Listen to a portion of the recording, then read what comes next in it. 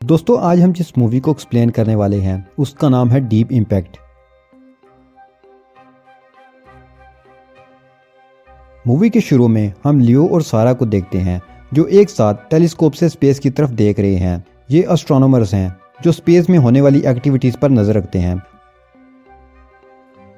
उन्हें स्पेस में एक ज्यादा चमकता हुआ सितारा दिखाई देता है। पहले तो ये समझते हैं कि कोई सैटेलाइट है। उनके सर उन्हें कहते हैं कि इसकी फोटो बनाकर सर मार्कस को भेजें। फिर हम सर मार्कस को देखते हैं। ये फोटो देखकर वो शॉक्ड हो जाते हैं क्योंकि इसमें ज्यादा चमकता हुआ ऑब्जेक्ट कॉमेट है जो जमीन की तरफ आ रहा है। ये जमीन से काफी दूर है इसलिए उसे पहुंचने में 1 साल लग जाएगा। वो ये बात अथॉरिटी को बताना चाहते हैं। वो सारी डेटा को डिस्क में सेव करते हैं। वो डिस्क के ऊपर अपना सरनेम वुल्फ और लियो का सरनेम बीटरमैन लिखते हैं। मार्कस जब अपने ऑफिस से निकलते हैं तो रास्ते में उनका एक्सीडेंट हो जाता है और वहां उनकी डेथ हो जाती है। फिर हम 1 साल बाद का सीन देखते हैं। यूएसए के सेक्रेटरी ऑफ ट्रेजरी जिसका नाम एलन है वो बताते हैं कि उनकी वाइफ की तबीयत ठीक नहीं रहती जिसकी वजह से वो रिजाइन दे रहे हैं। वहां हम रिपोर्टर जेनी को देखते हैं। उसे डाउट होता है कि एलन ने रिजाइन करने की जो वजह बताई है वो झूठ है। वो इससे मिलने के घर जाती है तो घर के बाहर काफी सारा खाने पीने का सामान है जैसे बहुत सालों के लिए वो कहीं जा रही हों। वो एलन को बताती है कि मुझे पता है कि आपके डिपार्टमेंट में कई खुफिया टेलीफोन लाइंस हैं जिनसे आप डायरेक्ट प्रेसिडेंट से बात करते हैं। और ये भी कहती है कि आपने रिजाइन करने की जो वजह बताई है वो झूठ है। वो उसे कहता है कि तुम्हारे पास सबसे बड़ी खबर है लेकिन इससे किसी को कोई फायदा नहीं होगा। जेनी जब वहां से निकलती है तो उसे एफबीआई के लोग घेर लेते हैं। वो उसे प्रेसिडेंट के पास ले जाते हैं। वो उसे कहते हैं कि तुम्हारे पास जो न्यूज है उसे ब्रेक ना करना। कल व्हाइट हाउस में होने वाली मीटिंग में तुम्हें सेकंड रो में सीट दी जाएगी। जेनी वापस आकर एलन की राज तलाश करने की कोशिश करती है तो उसे पता चलता है कि एलन ने रिजाइन करने के दौरान अपनी वाइफ का नाम एली बताया था लेकिन ये ELI नहीं बल्कि ELE है जिसका मतलब है एक्सटिंक्शन लेवल इवेंट। ये वो इवेंट है जिसमें करोड़ों साल पहले एक कॉमेट जमीन से टकराया था जिससे डायनासोर और बाकी मखलूक का खात्मा हो गया था। अब दोबारा ऐसा होने वाला है। एक कॉमेट जो सूरज के गिर्द घूम रहा है वो अर्थ से टकराएगा और सब कुछ खत्म हो जाएगा।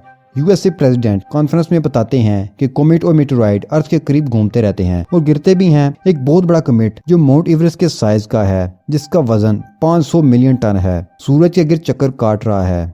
जल्द ही वो इस एंगल पर आएगा जिससे वो अर्थ से टकराएगा। वो ये भी बताते हैं कि सबसे पहले ये इन्फॉर्मेशन लियो बीटरमैन और मार्कस को मिली थी और दोनों की एक्सीडेंट में डेथ हो गई थी। गवर्नमेंट को यही लगता था कि लियो बीटरमैन की डेथ हो चुकी है लेकिन वो जिंदा है। उन्हें ये सारी इन्फॉर्मेशन डिस्क से मिलती है। वो बताते हैं कि रशिया और अमेरिका स्पेस में एक ऐसा स्टेशन बना रहे हैं जिससे वो कॉमेट को अर्थ पर आने से रोकेंगे।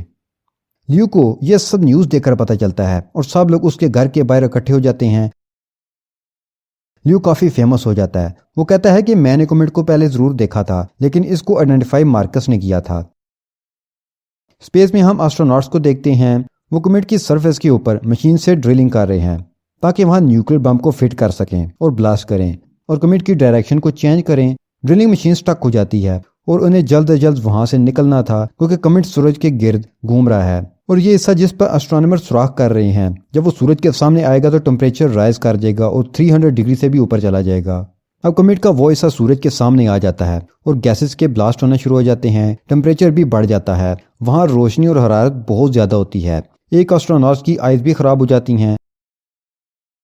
वो लोग न्यूक्लियर बम को फिट करके फ्लाइंग ऑब्जेक्ट में बैठने वाले होते हैं कि एक एस्ट्रोनॉट का पाँव माइन से टकराता है और वो स्पेस में कहीं खो जाता है।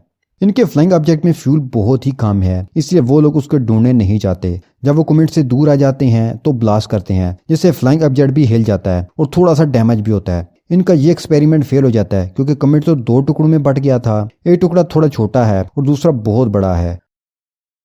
छोटा टुकड़ा समुद्र में गिरेगा जिससे सुनामी आएगा। प्रेसिडेंट कॉन्फ्रेंस करते हैं और सबको अलर्ट करते हैं कि कॉमेट अर्थ की तरफ आ रहा है। छोटा टुकड़ा समुद्र में गिरेगा और सुनामी आएगा जिससे तेज लहरें उठेंगी जो 1100 मील फी घंटा ट्रेवल करेंगी और दूसरा हिस्सा जो बहुत बड़ा है वो कनाडा में कहीं टकराएगा। इस खतरे से बचने के लिए जमीन के अंदर बंकर बनाए गए हैं जिसमें 2 साल तक सप्लाई है और 10 लाख लोग इस खतरे से बच सकते हैं। 2 लाख तो army officers, engineers, doctors, nurses हैं और बाकी 8 लाख लोग लॉटरी सिस्टम से सिलेक्ट किए गए हैं। लियो के घर कॉल आती है कि आपकी फैमिली को भी शेल्टर के लिए सिलेक्ट किया गया है क्योंकि लियो ने इसे पहले देखा था। लियो सारा को कहता है कि तुम हमारे साथ चलो लेकिन वो अपनी फैमिली के बगैर जाना नहीं चाहती। वो उसे 2 रिंग्स दिखाता है और कहता है कि हम शादी कर लेते हैं और इस तरह हम फैमिली बन जाएंगे और तुम फैमिली मेंबर के तौर पर हमारे साथ जा सकती हो। और वो ये भी कहता है कि मैं व्हाइट हाउस में तुम्हारी फैमिली के लिए बात करूंगा। अब वो दोनों शादी कर लेते हैं। उसके साथ मार्शल लॉ लगा दिया जाता है ताकि भगदड़ ना मचे। लियो की फैमिली को बस लेने आती है लेकिन सारा जाने से इनकार कर देती है। वो अपनी फैमिली के बगैर नहीं जाना चाहती। लिस्ट में उसकी फैमिली का नाम नहीं लिखा गया था, हालांकि लियो ने बात भी की थी। ना चाहते हुए भी लियो को वहां से जाना पड़ता है। वो शेल्टर में पहुंच जाता है। हर तरफ अफरा तफरी है। लियो अपनी फैमिली को कहता है कि मैं जा रहा हूँ, मैं सारा को लेकर ही आऊंगा। लियो सारा को ढूंढने निकल जाता है। रास्ते में बहुत ट्रैफिक है लेकिन वो सारा को ढूंढ लेता है। इस बार वो उसे अपने साथ जाने के लिए राजी कर लेता है और उसके पेरेंट्स कहते हैं कि अपने साथ छोटे भाई को भी ले जाओ। लियो इन दोनों को लेकर वहां से निकल जाता है। प्रेसिडेंट कहता है कि छोटा कॉमेट समुद्र से टकराने वाला है। उसके 3 घंटे बाद बड़ा कॉमेट टकराएगा जिससे बहुत बड़ा धमाका होगा और सब कुछ खत्म हो जाएगा। सिर्फ वही लोग बचेंगे जो गार के अंदर हैं। जैनी को दिखाया जाता है जिसे लेने के लिए हेलीकॉप्टर आ गया है क्योंकि वो भी सिलेक्टेड है। वो अपनी जगह अपने फ्रेंड और उसके भाई को भेज देती है।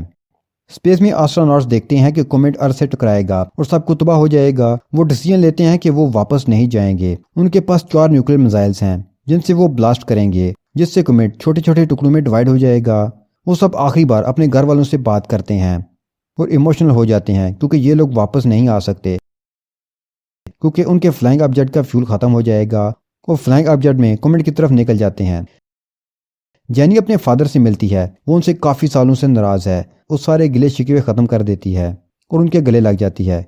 कॉमेट अर्थ पर आ गया है और जलते हुए शोले की तरह समुद्र में गिर जाता है जिससे ब्लास्ट होता है और सुनामी आ जाता है। जैनी अपने फादर के गले लगती है और समुद्र की लहरों में खो जाती है। दूसरी तरफ लियो सारा और उसके भाई को लेकर ऊंची पहाड़ी की तरफ जा रहा है जहां और लोग भी आ रहे हैं। कॉमेट के टकराने से काफी शहर तबाह हो चुके हैं, काफी लोग मारे जा चुके हैं। स्पेस में ब्लास्ट होता है और बड़ा कॉमेट छोटे टुकड़ों में डिवाइड हो जाता है।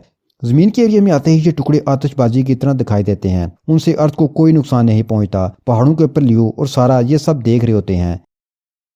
पानी इतने ऊपर नहीं आता। शहर में बिल्डिंग तबाह हो जाती हैं लेकिन पानी कुछ और टाइम के बाद वापस चला जाता है। अब लोग फिर से इकट्ठे हैं और प्रेसिडेंट कहते हैं कि हम अपने हीरोज को हमेशा याद रखेंगे। उन्हें अपनी जान की कुर्बानी दी जिससे जमीन का खात्मा होने से बच गया और बहुत बड़ी तादाद में लोग बच गए। वो ये भी कहते हैं कि हम अपने बच्चों को अपने हीरोज की कहानियां सुनाएंगे, उनको याद रखेंगे और अपने तबाहशुदा शहरों को दोबारा बसाएंगे।